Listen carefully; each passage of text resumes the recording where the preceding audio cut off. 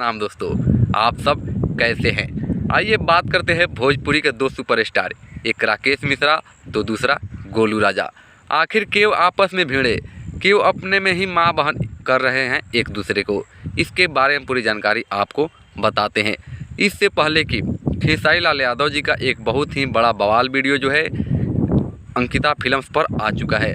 अभी तक उस वीडियो को नहीं देखे हैं तो जाकर देख सकते हैं। चलिए बात करते हैं गोलू राजा और राकेश मिश्रा के बारे में। तो आपको बता दें कि गोलू राजा जो है राकेश मिश्रा को इसलिए बोले हैं कि अयांश वाला मैटर है। इसमें कुछ बोल दिए थे गोलू राजा पहले एक स्टेज शो में अयांश को लेकर, जिसको जो है फ्रॉडगिरी समझकर वो बोले थे।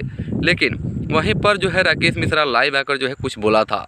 उसी मैटर को लेकर जो है गोलू राजा अब की बार जो है उनसे बदला लिए हैं, लेकिन ये थम नहीं रहा है। एक दूसरे पर वार कर रहे हैं, गाली गलौज पर जो है दोनों स्टार एक दूसरे को उतर गए हैं। तो आपको क्या राय है, आप जो है ज़रूर कमेंट बॉक्स में बताइएगा।